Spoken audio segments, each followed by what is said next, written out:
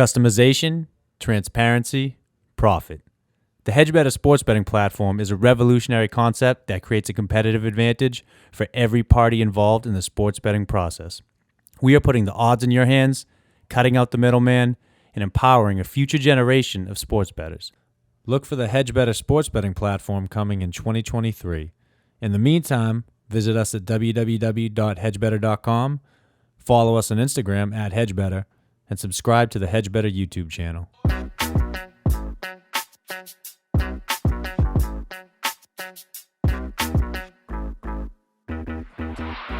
Welcome back to Season 2 of Mass Appeal, the official podcast hosted by yours truly, Mark Lewis, here with my producer, Jay Fine. What's going on, guys? How we doing? It's been a while, buddy, but we are back. Season 2 is finally underway.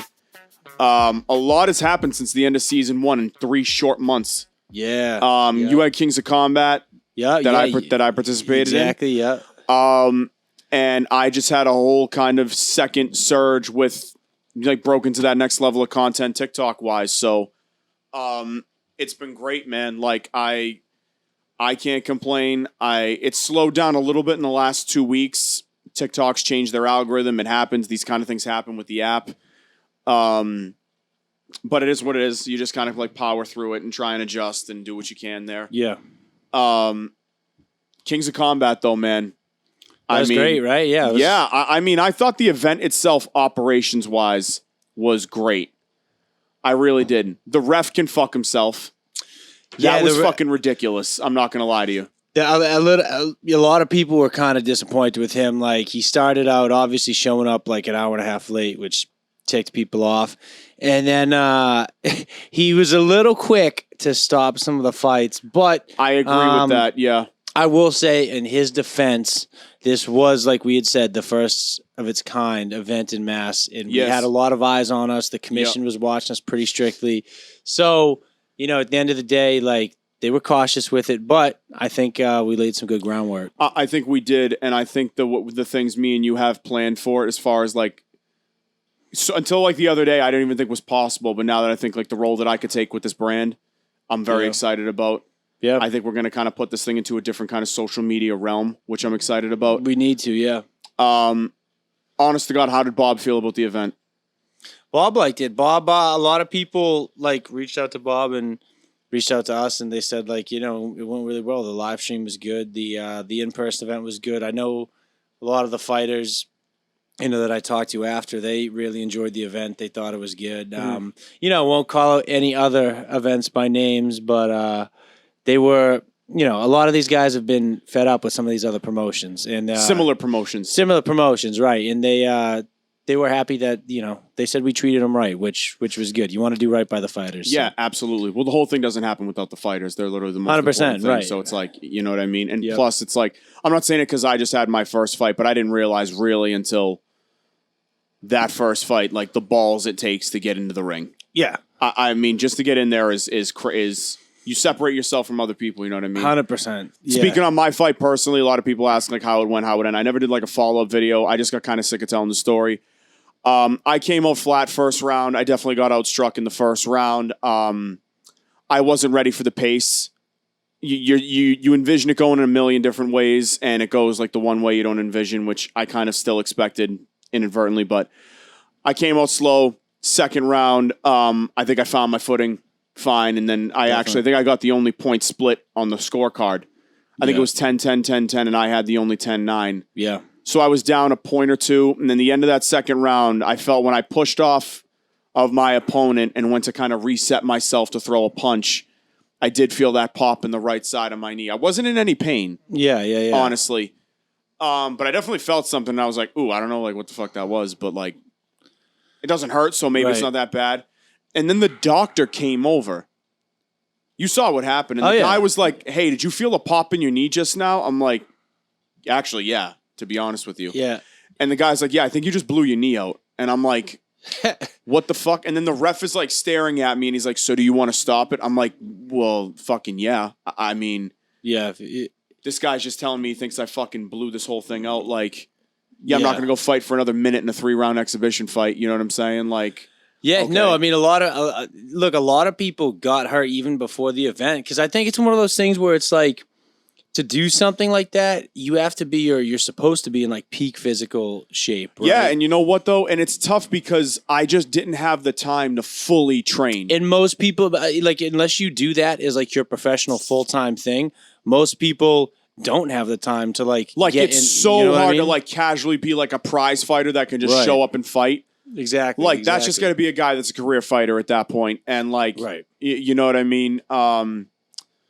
So that's I just have a whole new respect for the fight game. You know what I mean. And then you get trolls that come in and they're like imagine getting like trying to throw it in your face that you like didn't win and stuff like that, and I'm just like trying to make it sound like it's something that it wasn't. Like, and the other thing is like Antonio was like such a good guy.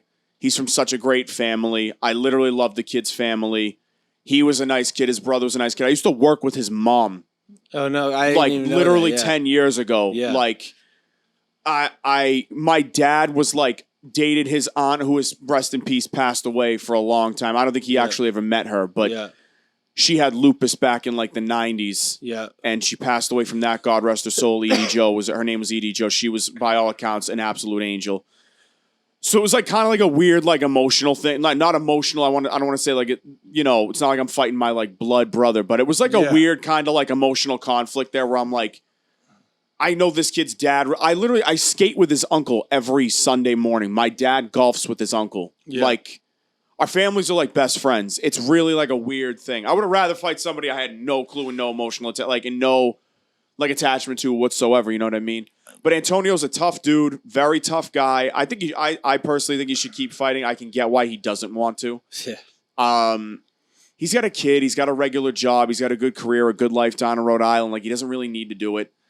But he performed really well. I thought we had a good fight. Thought it was good beef. I thought it was a good beef. I thought it was a good a fun fight. 100%, man. No, yeah, you guys had a good fight. Like I think the crowd enjoyed it, and yeah, you know what? It's tough too. Like you said, like you guys have full-time jobs and there's a lot going on. Yeah. It's an interesting dynamic when you step in the ring like that for Very. sure. And I agree with you 100%. Like I would way rather do it against somebody I had either didn't know or disliked. I didn't put right? 2 and 2 together until I met him. Right. Or like a couple days before the fight where people like, you know who you're fighting, right? And I'm like, he's a DeFranco. I'm assuming he's like maybe somewhat related to them. They're like, no, it's like Michael and Renee's kid. I'm like, holy shit. Like, you got to be kidding me. Like, no fucking way is this Antonio. Yeah. And then it hit me and I'm like, oh, this is fucking kind of awkward now. Like, what the fuck? You know what I mean? Like, but it's whatever. Like, again, I have no qualms about it. Like, it is, close fight until it got stopped. What are you going to do? Right. It's fun first fight, though. You know what I mean? I know usually me, like, the first time I do anything, dude, I could have trained nonstop for 3 months for that fight. Right. I still probably would have came out and reverted back to shit and got off my game. Just because, like, that's how I am with the first time I do anything. You know what I mean? Right. If I get in the ring again, which I'd like to, for the right clause, you know what I mean? For the right, stipulations and shit like that. Right. Yeah, I think I'd take I'd have a different approach. Obviously, a little more experience, even though it's short, a little more experience under the belt. So, but I had no qualms about it. I thought Scary Barry had a great performance. I thought Kev did his thing. I know Magic isn't like the most like combat adept person ever, so credit him for even getting in the ring. Yeah. Team guy Magic. Magic really is, yeah. He's the definition of a team guy. Like, Magic so took the selfless. fight. He took the fight on short notice, did he not?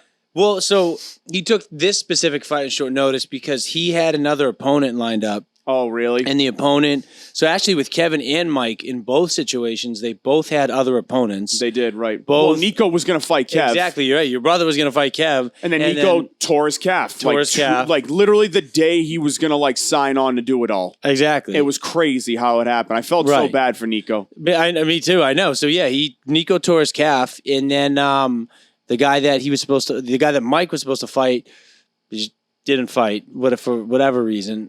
So then, like, it was at the point where it was like, hey, like, if you guys want to fight, like, it might look like you have to fight each other. Yeah. And no, Magic was like, and the thing about cruiserweight, not to like go off on like a tangent, but like, so with the weight classes, they're all pretty like condensed in the Yeah. sense that like you're not usually fighting anybody who's really much bigger than you at all. Yeah. But when you get to cruiserweight and then heavyweight, so cruiserweight is 175 to 199. Is right? it really? Yeah. So cruiserweight, you like No, that can be different.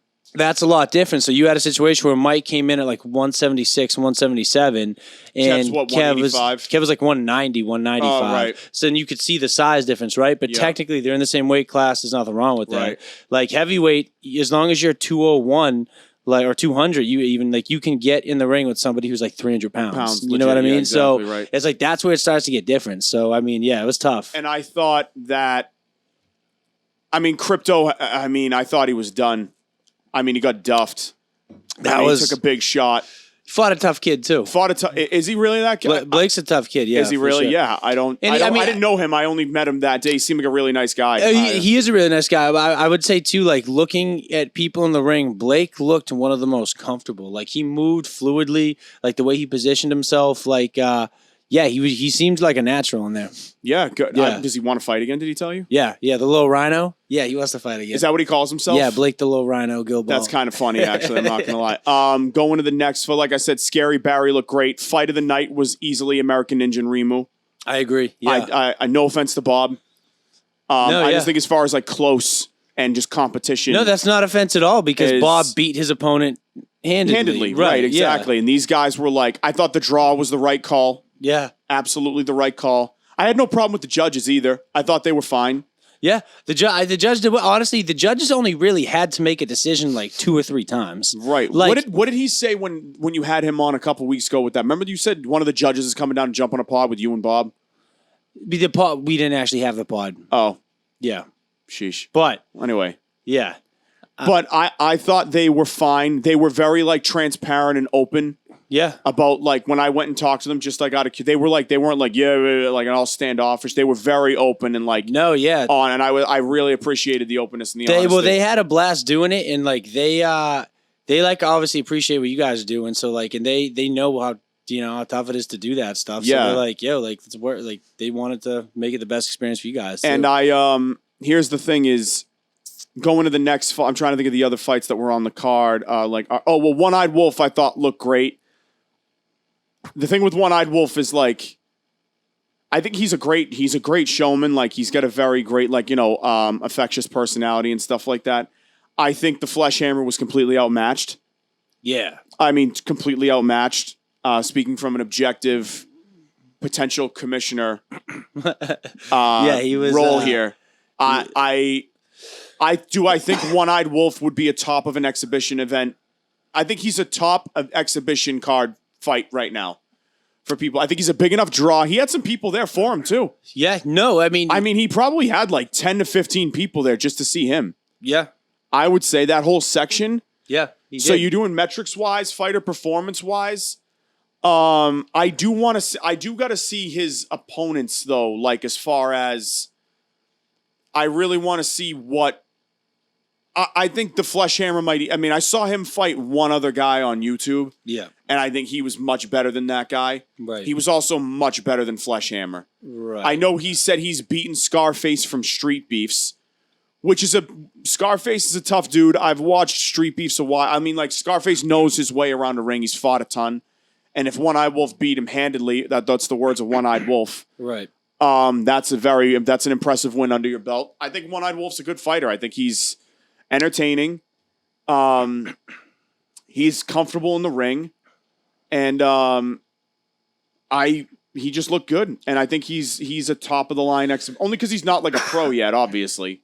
Well, I think he needs to stick with heavyweight, and I think he needs to lay off calling out Bobby, man, because I don't think like What is his thing with Bobby? I don't he's understand. like upset. He's obsessed with wanting to fight Bobby, and like I'm like, dude, like Bobby fights at 185. He's a cruiserweight. Like Right. you are at 270 right now. Like he's a big guy. and- But, I mean, like the thing is, he's not that. I mean, what is he like? 6 feet? One-eyed Wolf. I'd say he's like a little- 6'2", maybe. He's One-eyed Wolf? Yeah. No way.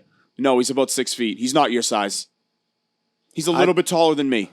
So maybe he's like 6 feet 6'1". Yeah, I think you're being. But yeah. I mean, he was 270. Like he commented the other day on one of our posts. he was like, because he called Bobby out after the fight at the event, Right. and then he commented on one of his posts the other day that he was down from 270 to 240, and he's like coming for like Bobby's weight class. It's like, dude, like just you got a good thing going, like Yeah, you know what I mean? But even first off, it's been like 3 weeks. You're not down 30 pounds. That's what he claims. I don't know. I would not jump to believe him there. Well, he might have gone into the he's 270 is what he started at like 2 months before the fight. So that like factor that in too. You know what I But he mean? weighed in at 270, didn't he? No, I believe like 270 was what he was like. What did he weigh in at? I'd have to double check that.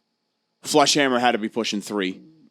Oh, Fleshhammer 3+. Fleshhammer said he was 340, 350. What? Yeah. Well, Something like yeah. I mean, I kind of get that. Honestly, I think so. I think something like that. Fleshhammer. I don't know what's next for him. Yeah. Not sure. He'll need to impress with his next performance. Yeah. As far as if we're gonna bring him back on Kings of Combat, I would give him one more fight. Yeah. Yeah. And just see from there. Right. Because as the potential commissioner on this fucking establishment here, okay? Look, I like Fleshhammer. I think they're all good guys. Everybody was a nice guy. Oh, we Yeah. didn't talk about Doyle and Doyle and Ao. Yeah, Ao's somebody I want to bring back in. yeah, I thought Ao going back and looking at the fight, Ao looked he really looked good. really good, yeah. I think Brian just needs to get more like ring work. Well, That's the Brian only was thing someone is- else who kind of got screwed over because he? Brian's opponent, Brian had a good matchup lined up for him. Yeah, then that's tough. Yeah, and the that's tough guy, then. he blew out his shoulder. Right. And then it got to the point where we found another replacement for him, and then that guy backed out. So Doyle was at the point where he was at like 198. So he was like just barely a cruiserweight. Right. And I told him, I was like, hey, I got this dude who's a heavyweight, but he's looking for a fight. Like his opponent backed out too. It's like if you can gain like 2 or 3 pounds, you can fight him. Yeah. And like a trooper, So he he went up did a it. class. He went up a class and did it. Oh, then yeah, that's tough. It was a ballsy move. Ballsy Ballsy move. It's a ballsy move, especially that's his first fight. Ballsy move right there. So credit to Doyle. I didn't know that then. Yeah. Credit to Doyle. Yeah, that's tough. That's just tough. What does Scary Barry fight at? Scary Barry fought. I think it's light middle or middle. How much does he weigh? He was He was like 168, 170. I want to say. What are the odds that you give Scary Barry? Oh well, no, he's way bigger than American Ninja. Then way bigger. Yeah, I'm the trying to think American of what Ninja fought at like 145. Yeah. I think that the main event of the exhibition card needs to be a 5. If it's up to me as commissioner of this fucking potential commissioner of this fucking brand, I would vote. Am I allowed to say that, by the way? What? Potential commissioner of this brand. I mean, well, we gotta talk about Yeah, all that's that. fair. All right, whatever. Potential commissioner doesn't mean anything. No, it's That right. just means, We don't have a commissioner. No, don't have a commissioner yet. There's no commissioner. Potential commissioner of this imprint. I would put in theory. We'll word it like this: Rimu, American Ninja, main event, 5 rounds, 1 minute rounds each. So yeah, so that's it's. I'm glad you brought that up because one of the things we got to do next time is so if we want to make this a fight league, which sneak peek we're trying to do in Massachusetts, right? We have to establish like a set round length, and we tried to go back. We wanted to do a couple different round lengths for this last one, and at the last second they were like, "No, it's all got to be one round length." Yep. So our thing is we want to keep it 60-second rounds for everybody, but add rounds for bigger fights. So Sure. yeah, so your base level will be 3 60-second rounds, Yep. and then you could have whatever it is, 5 rounds, 7, or something like that. Absolutely, So, yeah. yeah. Right. So then that's how. And then you don't know who you have coming in for new talent. I actually have to reach out to some people. We got like 5 applications for new fighters around the time. What I of don't the event, understand though yeah. is I just feel bad for Bobby. He seems to struggle to find like opponents. I think yeah. Bobby is in this weird limbo right now, Right. and it's not his fault No, it's of not. where he's at opponent wise. And I feel bad for him. It's like he never knows where his next fight is coming from. Right, but people back out on him all the time. And, like, look, he's also in a weird situation where it's like everybody wants a shot at him now. Right. And for him, 99% of the people who want to fight him, he has nothing to gain, everything to lose. Right. Right? So, he's like, wants to put himself in this position where he's taking on people who are worthy of, like, fighting him. Right. But he also is like, hey, like Texas Tony was the perfect like fill-in. Texas Tony was a great fill-in. Was he a good battled. fill-in. He did battle. yeah. Like Texas Tony was a good fill-in. Like he felt like that's what you need from a guy like coming in on short notice. Right. A guy that can come in and give like a competitive fight. Yeah. It was a competitive fight. I think Bob won. Bob won the decision. Obviously, it was Bob's fight. Yeah. But Tony shouldn't hang his head about that. No, I thought Tony fought a solid ass fight. You know what I mean? Texas Tony hung in there and did everyone proud on 1 week's notice. Now Texas Tony's at what, 190? He was about 190. Yeah, it's so weird because like he's not as big as Scary Barry. It's funny because he doesn't even look as big as Bob, but Bob was 185. Right, because I was thinking Scary Barry and Texas Tony. But Tony would have to come down a little bit. It's funny how that works out. Like some people, you don't associate them with their weights. Like, right. It's interesting. Yeah, it's like I don't know, but like I said, we'll see on all of that. There's a lot of potential matchups and stuff that we're gonna have to look at. Yeah, as far as this goes. Yeah, absolutely. I've given you my opinion on the commentary, and a couple of people have reached out to me about the commentary. I thought Tommy, Jake, and Chad were fine. I've told you privately how I felt about the other kids. I disagree with you though. I love the other kids. I've told you privately. There's a lot of people that like hit me up and were like, "Yo, who are these kids?" Like, not like we want to look into what they're doing. Like, who are these kids? Like, so I was like, but you got to understand, Jay Fine. Listen, you got to understand, man. When you're the commentator and you're putting yourself out there like that, I'm just saying it might not rub everybody the right way. That's all I'm saying. Yeah, look, but I don't like this whole like Will Smith, Chris Rock type of bullshit where it's like, like it's comedy. Like they're putting themselves out there. You know what I mean? Yeah, I get that. I get that. And comedy always comes at somebody's expense. You know what I mean? It does, but like, no, but here's the thing is like, if I were you, listen, the thing is what you should do here personally is just let this play out.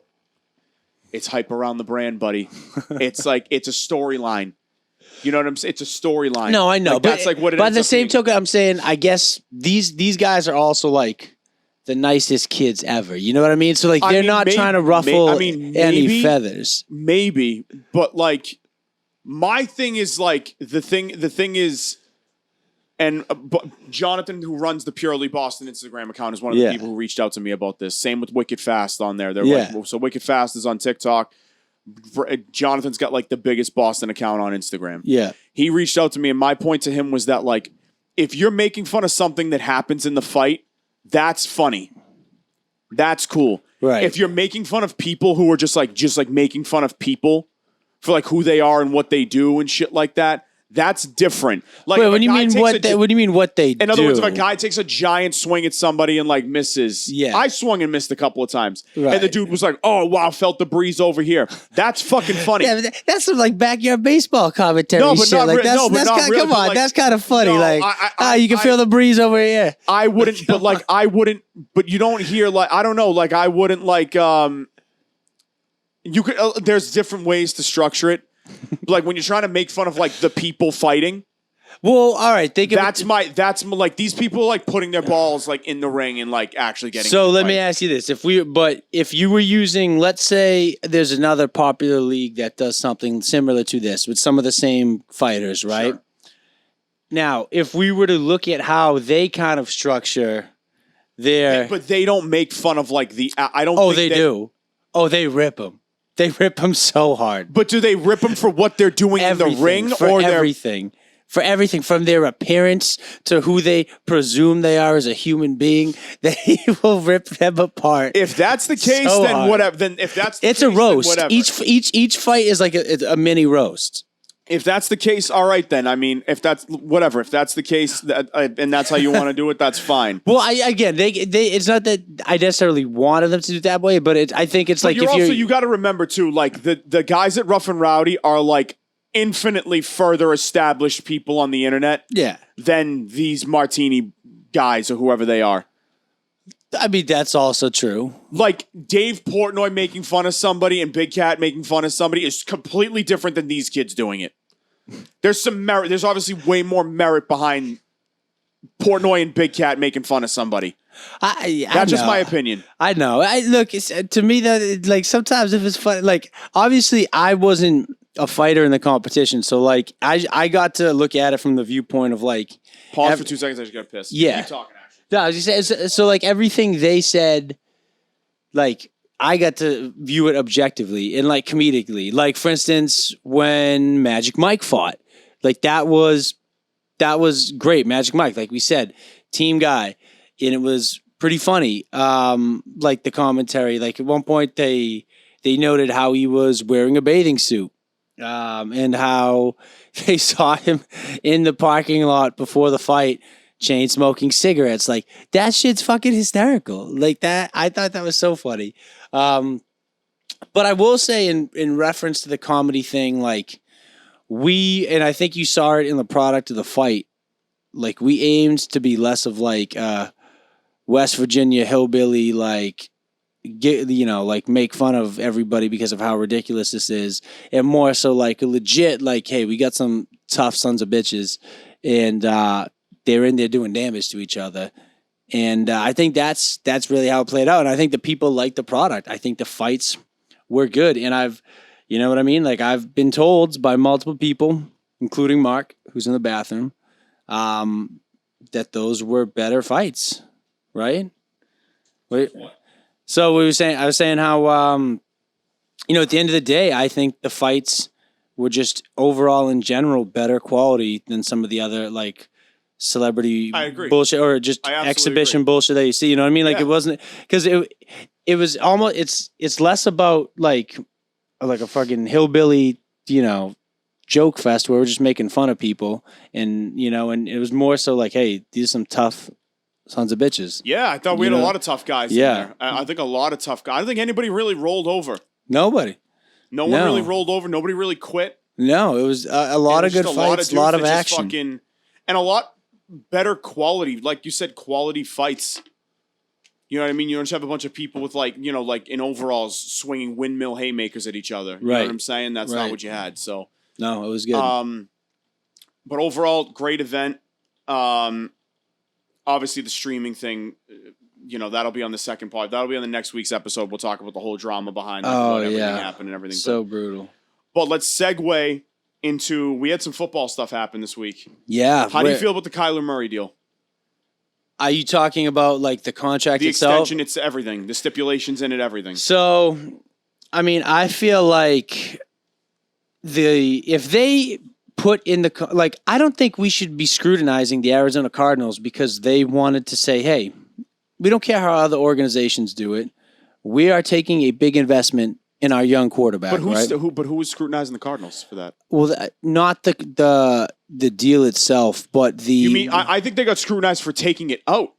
That's and what backpedaling on it. So that's exactly what I'm saying. Oh, okay. I thought you meant people were giving him shit for writing that in the contract. If anything, I was like, I agree with that. No. People. That's why they took it out because it became a controversial topic. Right. That they were making Kyler Murray study for 4 hours a week, right? When in reality, I think it's absolutely ridiculous that that's controversial. Like they're signing this guy to hundreds of millions of dollars and having. And the other thing is like this is the perfect example of like when paying the market is like not the right thing. Like it's just I'm convinced. Sorry, in sports, paying the market sometimes is a bad fucking move. Can't convince me otherwise. Kyler Murray is not worth $46 million a year. I'm sorry, he's not. This dude is good for 8 games a year. They fall off in the second half of the season every time. They come out flying. They come out 7-2. And then they coast and go sub 500, still find their way to a playoff spot in a wild card game or something. And what happens? They get shit on in the first round. Right. No, I don't get. And then he's listing his accolades. Oh, I'm the high. People in my TikTok comments are like, oh, we set the Arizona Cardinals rookie records and stuff. Who else have they drafted? What was the floor there? What was the record that this kid broke? He's the only good quarterback besides who? Fucking Jake Plummer. Remember Jake Plummer back in the day? Jake Plummer, and then they had Carson Palmer and